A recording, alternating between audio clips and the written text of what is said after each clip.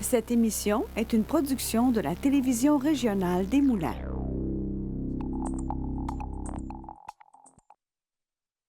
Aujourd'hui, au bulletin, entrevue pour la Semaine nationale du don d'organes et de tissus. L'aspirant-chef du Parti libéral du Québec de passage dans la Naudière et entrevue pour la Journée nationale des professionnels en loisirs du Québec. Je suis Charles Lantier et bienvenue à votre bulletin d'actualité régionale.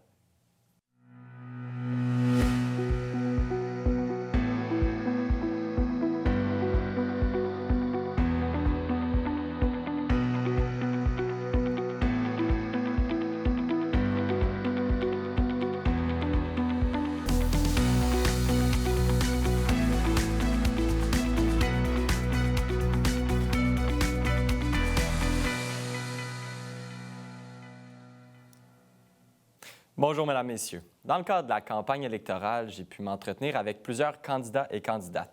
Aujourd'hui, je vous présente l'entrevue que j'ai réalisée avec le candidat du Parti libéral dans Joliette-Manawan, Marc Allaire.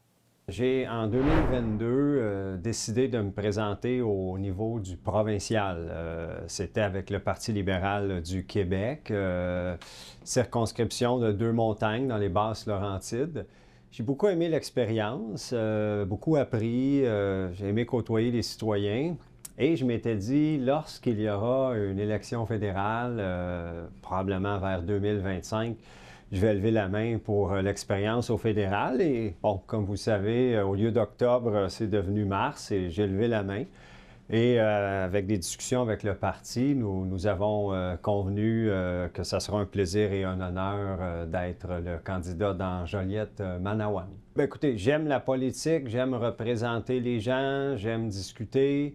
En cette période de tumulte, si on peut dire, d'incertitude, je tiens beaucoup à faire ma part. C'est quelque chose que j'aime, que je tenais à faire en cette période actuelle. D'abord, ma première idée, c'est écouter le citoyen. Donc, je vais voir un petit peu partout des citoyens. Je prends le temps de les écouter. Qu'est-ce qu'ils ont à dire? Quels sont leurs enjeux de façon générale ou plus précis? Donc, j'écoute le citoyen. J'essaie de bien représenter le parti, d'être une bonne courroie entre le citoyen et le parti dans le comté. J'essaie d'être le plus visible possible dans les circonstances et c'est très, très court comme campagne, comme vous savez. C'est un grand comté, donc je me promène entre Manawan et l'Assomption, Joliette étant plus la base, ainsi que Rawdon. Donc, beaucoup de buts, beaucoup de choses à accomplir en peu de temps, on met le paquet. Le parti va beaucoup sur essayer de travailler au niveau de l'économie. Comme vous savez, les gens, le coût de la vie est un gros problème. On entend beaucoup sur le terrain le coût de la vie. Des gens qui ont de l'insécurité par rapport à ce qui se passe du côté de notre voisin à la frontière sud et de son président. Donc, tout ce qui est tarifs, les placements des gens, l'inquiétude, souveraineté du Canada, c'est des enjeux qu'on entend. Il y a de la crainte, il y a de la peur. Donc, c'est de rassurer les gens là-dessus. Au niveau du Parti libéral, M. Carney a ce qu'il faut en matière d'économie pour être capable d'aider en cette période d'action, si on peut dire, tumultueuse pour plusieurs personnes. Ce qui reste beaucoup, ça va être rencontrer des organismes communautaires, rencontrer des PME, des entreprises, faire du porte-à-porte. Aller dans des résidences pour personnes âgées. J'ai reçu des invitations à aller à des rencontres. Je vais aller faire du terrain au maximum, beau temps, mauvais temps, un petit peu partout dans le comté. Également, j'aimerais aller rencontrer quelques agriculteurs, quelques producteurs. Il y a des inquiétudes au niveau de ce qu'on appelle la gestion de l'offre et tout ce qui touche autour de ça. Quelques maires, quelques mairesses que je vais rencontrer prochainement. Donc, l'agenda se remplit pas mal avec quelques bons bénévoles. On va encore une fois aller chercher le maximum qu'on va pouvoir dans le temps qu'il a. Avec le candidat du NPD dans Montcalm, Denis Perreault, oui. Voici l'entrevue. Qu'est-ce qui m'a fait vraiment décider, c'est la guerre économique. Pas que j'ai eu peur, mais il faut absolument que le Québec soit avec tout le monde au Canada parce que tout seul, on n'y arrivera pas. si j'ai choisi le MPD, c'est parce que c'est des choses claires, puis c'est vraiment des choses qui vont rapprocher tous les Canadiens d'un océan à l'autre. C'est pour ça que j'ai pris le MPD. Ça, c'est une des choses. Ma vision, c'est ça. C'est des choses simples. Je vais vous donner un exemple. Présentement, les conservateurs, ils nous promettent des coupures un peu, pas des coupures, ben, c'est ça, des coupures de taxes, on va enlever les taxes et maisons neuves et tout ça. Mais en cas de part, on va manquer de revenus. Ce qui veut dire qu'on va couper des programmes. Ça, ils ne le disent pas, mais ce qui peut arriver. Parce que si on coupe partout, mais il faut être capable d'aller chercher des revenus. Si on n'a pas de revenus, on coupe dans les programmes. Puis le MPD, c'est pas ça, c'est de trouver toujours des solutions. Il y a un problème, on va trouver la solution. Puis comment on va amener cette solution-là? Dans le programme du MPD, c'est ça. Il n'y a pas vraiment, on ne dit pas on va couper ci, on va couper ça. Voici, on voudrait faire ci, on voudrait faire ça. Voici les solutions qu'on vous emmène. C'est la différence un peu avec les deux autres partis, le Parti conservateur et le Parti libéral. Qu'est-ce qu'on essaie de passer comme message? Redonnez-nous un mandat clair dans l'opposition pour qu'on puisse continuer à pas donner un chèque en blanc à M. Carney, pour qu'on puisse continuer à travailler pour l'ensemble des Québécois, des Québécoises, puis l'ensemble du Canada. Vous donner un exemple, l'assurance médicaments qu'on a réussi à négocier dans notre législature. Il y a eu le plan dentaire, les lois anti-SCAV qu'on a. Mais c'est ça qu'on veut continuer. Donc, donnez-nous ce mandat-là de surveiller ce qui va se passer à la Chambre des communes. C'est ça le message que je veux passer le reste de la campagne. Là. La famille moyenne, aujourd'hui, c'est dur pour tout le monde. Et c'est ça l'enjeu. C'est vraiment ça. Prenez un panier d'épicerie pour 2 personnes. On s'en sert pas avant 150, puis pratiquement 200 $, puis il n'y a pas gros de folie là-dedans. Là. Puis ça, c'est pour 2 personnes. Imaginez les familles qui ont 2, 3 puis 4 enfants. Ça fait une bonne partie du revenu. Le Québec a des richesses, l'Ontario a des richesses, toutes les provinces ont des richesses, mais toutes ces richesses-là, il faudrait toutes qu'ils soient en commun. Il faut enlever les barrières entre les provinces. C'est des choses que le NPD, on va essayer de travailler, puis qu'on va pousser le gouvernement qui va être en place, soit les libéraux ou les conservateurs, pour ça. Puis, dans mon cas à moi, mais c'est passer ce message-là pour le temps qui nous reste, puis essayer d'envoyer les gens sur mon groupe. J'ai un groupe NPD Montcalm sur Facebook. J'invite les gens à aller voir, mettez-moi des commentaires, je vais répondre le plus possible. C'est ça jusqu'à la fin, c'est de passer le message.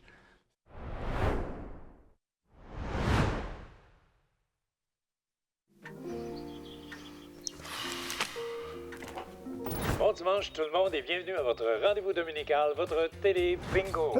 Bingo!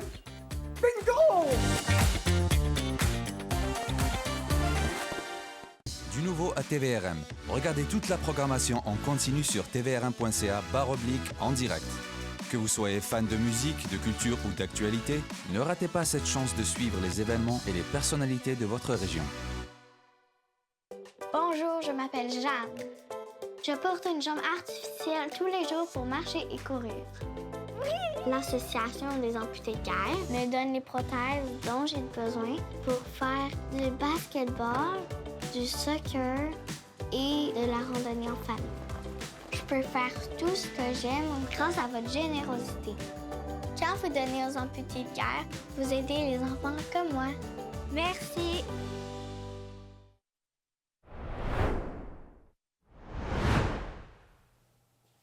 La semaine du don d'organes et tissus aura lieu la semaine prochaine, soit du 20 au 26 avril prochain.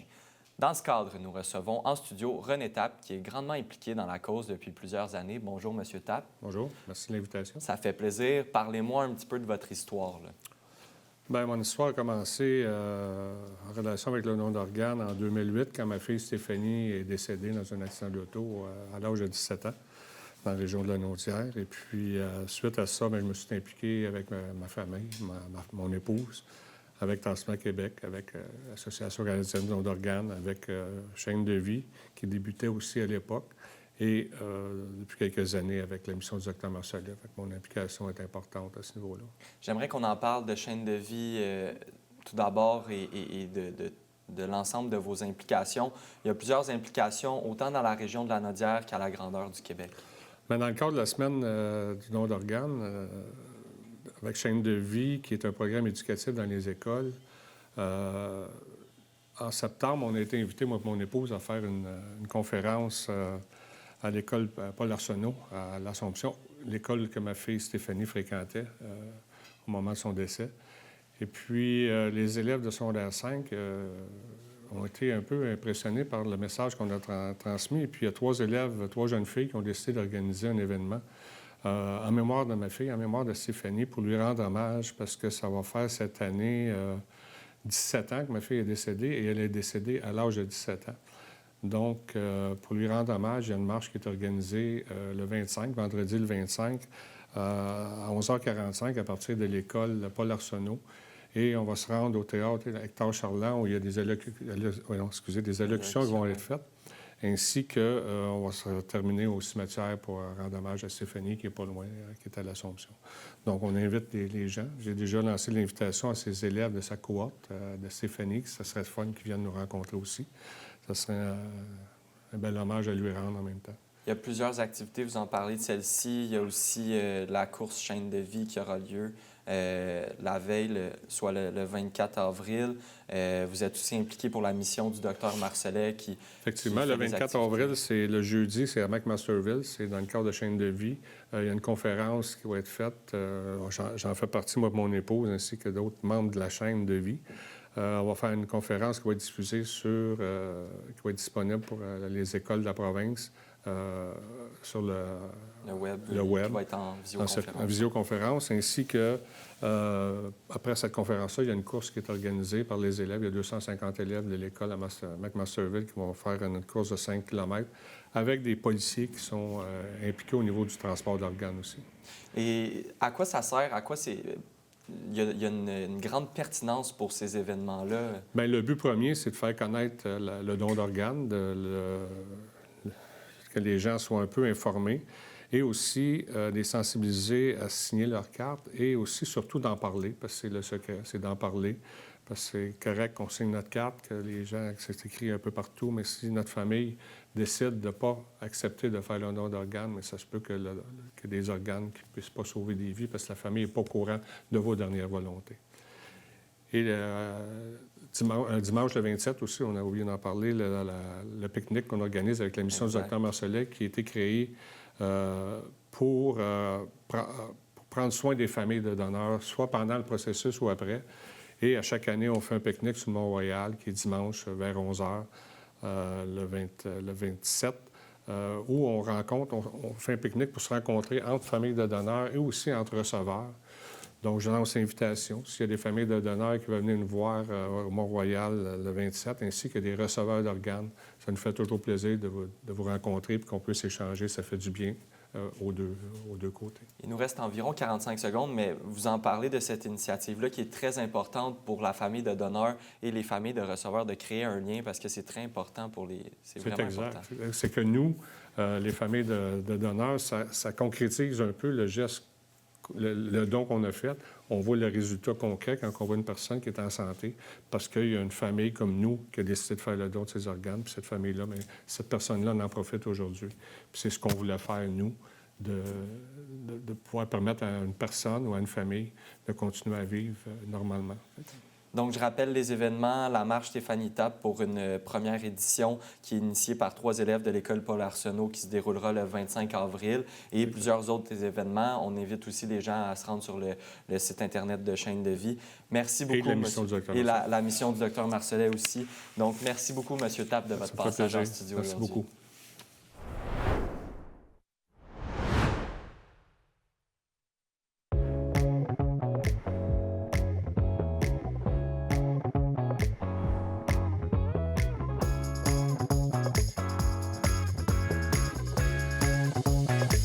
Bienvenue à Cuisine du Monde.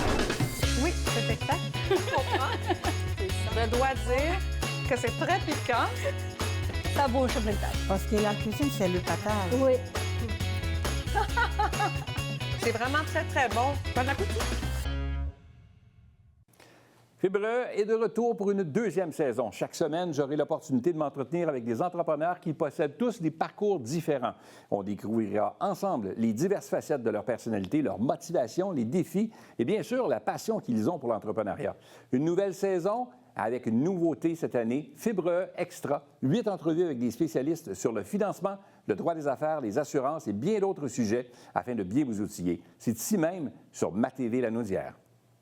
Cette semaine, à Vue d'ici, nous recevons la directrice générale de l'organisme Habitat Lanaudière, Estelle Dionne. Ensemble, on parle de l'accompagnement des personnes qui vivent avec un problème de santé mentale.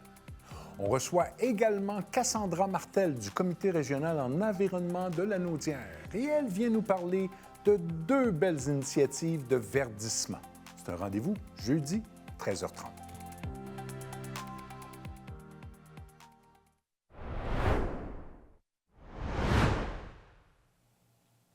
D'une part, il y a la campagne qui mènera aux élections fédérales le 28 avril prochain, mais d'autre part, une course pour la chefferie du Parti libéral du Québec est en cours.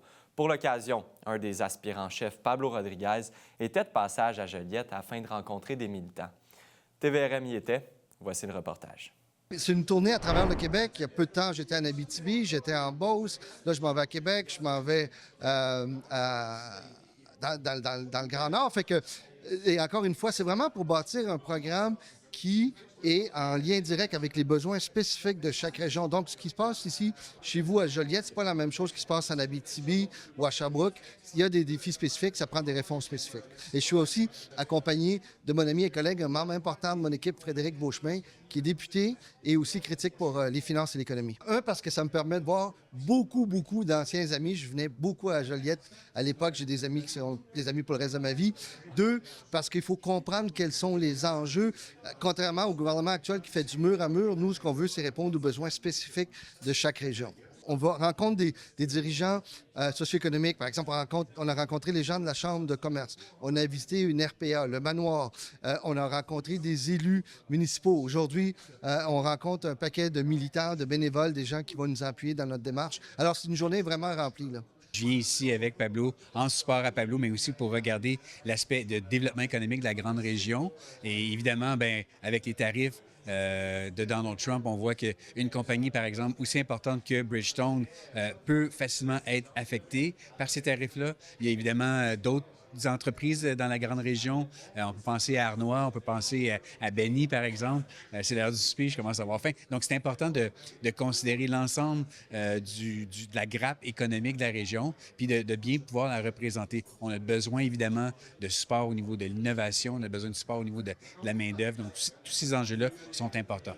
Il y a une pertinence, évidemment, dans la grande région de Lanaudière, c'est sûr et certain. Il y a un développement économique qui lui est propre. Quand on est plus proche de Repentigny, par exemple, c'est plus de petites PME. Quand on arrive plus proche de la région de Joliette, il y a des plus grandes entreprises qui sont présentes. Donc, il y a un mélange d'un peu de tout au niveau économique dans la région. C'est important. Il y en a qui vont être plus affectés, moins affectés par les tarifs américains. C'est important de le comprendre puis de considérer ça dans l'équation pour s'assurer qu'on puisse faire du développement économique une priorité.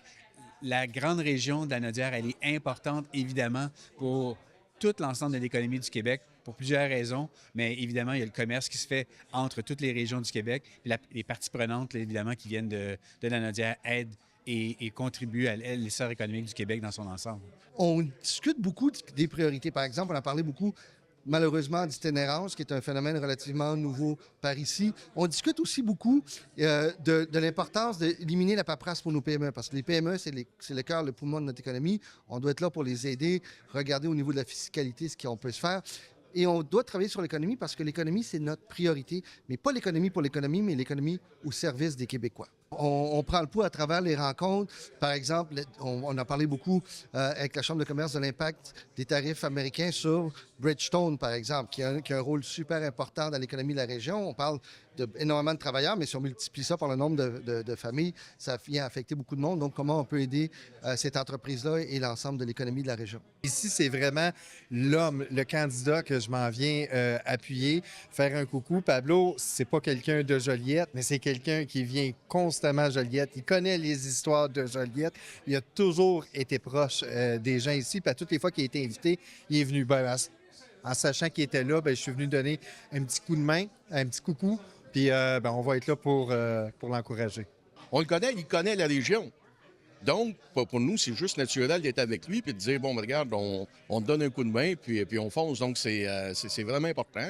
Puis on espère aussi que vos auditeurs, vos auditrices qui vont voir ça vont dire, nous aussi, on a le goût de se lever pour appuyer une personne comme Pablo dans le fond, qui a gravi tous les échelons, qui a fait son travail, qui a un parcours sans tâche en politique également. C'est un homme intègre et c'est une personne qui a toujours livré la marchandise. Donc, comme Québécois, comme Québécois, je pense que c'est notre meilleur atout présentement. Bien, ce qui est bien important, c'est qu'il soit proche du peuple, qu'il soit bien à l'écoute et pour prendre des bonnes décisions. Ça, c'est Pablo.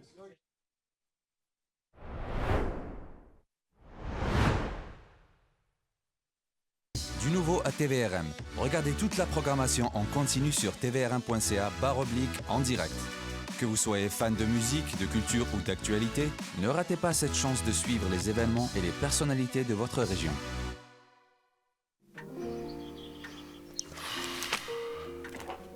Bon dimanche tout le monde et bienvenue à votre rendez-vous dominical, votre télé bingo. Bingo!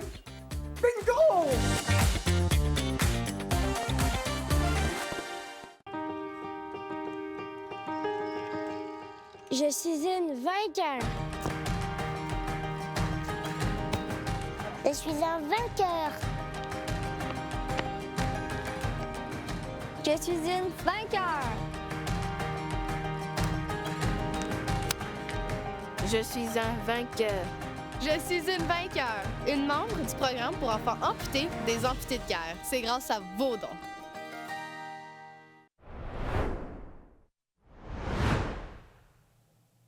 Le 24 avril prochain aura lieu la Journée nationale des professionnels en loisirs du Québec.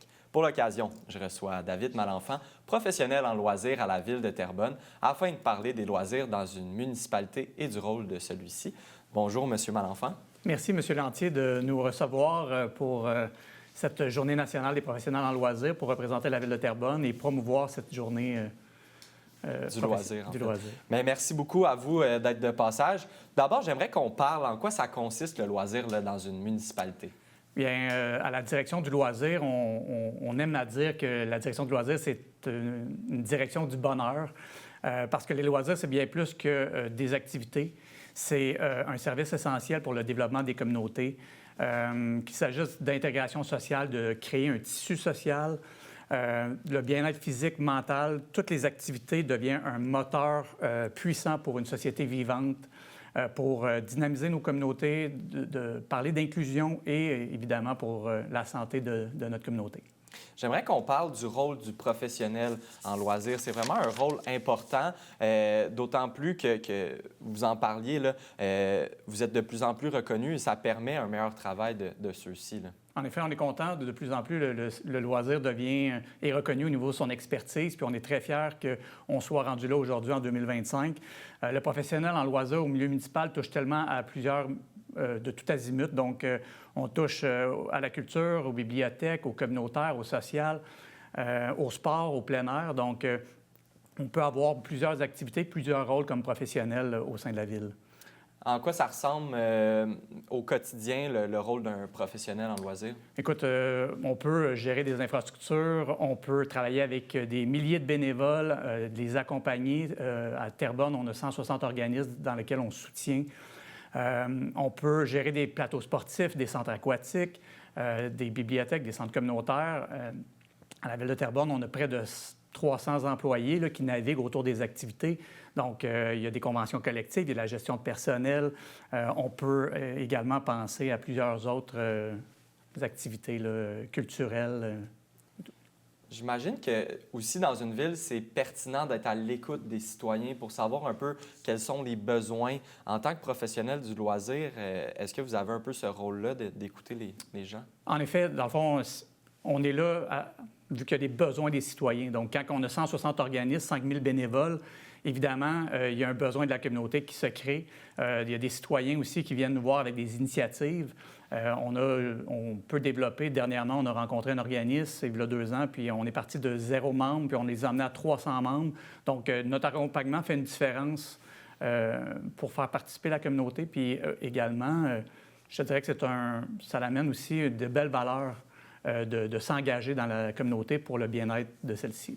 Ça permet un soutien parce qu'il faut le savoir, c'est pas nécessairement l'ensemble des associations ou des organismes ou des groupes qui pensent nécessairement à des professionnels en loisirs dans différentes municipalités, mais j'imagine que ces organismes-là peuvent se tourner vers vous pour avoir un certain... Oui, dans le fond, à la Ville de Terrebonne, on a un cadre de référence, on a une politique qui vient soutenir soit financièrement, soit au niveau des plateaux, soit des équipements, un accompagnement au niveau de la gouvernance. Donc oui, on a une panoplie de services et de soutien qu'on peut faire aux bénévoles et aux organismes qui veulent donner un service ou une offre d'activité. Parfait. J'aimerais qu'on parle avec l'arrivée de l'été. À quoi ça ressemble pour vous de votre côté là, à la Ville de Terrebonne? Bien, en effet, l'été, c'est une grosse année. On a plus de 150 événements à la Ville de Terrebonne.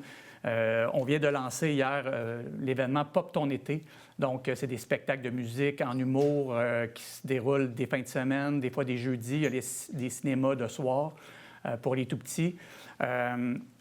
Quand on pense aussi à Terrebonne, on pense aussi à l'île des Moulins, on parle au Vieux-Terrebonne, donc on se distingue au niveau culturel. Il y a plusieurs événements qui vont se dérouler, le grand concert, il va y avoir aussi la fête nationale, on a les fêtes de la famille, on a à penser la réalisation d'œuvres d'art, les gens peuvent aller marcher dans nos corridors écologiques. Ils peuvent aller aussi dans la Trans-Terrebonne. On a le groupe Planète Terrebonne qui a des sentiers de vélo de montagne. On a les complexes sportifs Terrebonne. On peut aller faire on a 6 glaces avec centre de soccer, gymnastique, boxe. Donc, il y en a pour tous les goûts. Là. Super. Merci beaucoup, M. Malenfant, d'être de passage aujourd'hui. Et on vous souhaite bonne continuité dans la planification pour la saison estivale. Merci beaucoup.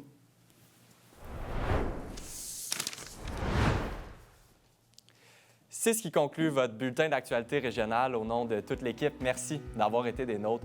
On se retrouve mardi prochain. D'ici là, vous pouvez consulter le site Internet de TVRM ou encore notre chaîne YouTube afin de revoir ou voir nos émissions. Restez à l'antenne puisque c'est Fibre qui suit, animé par Pierre Bertillon. À bientôt.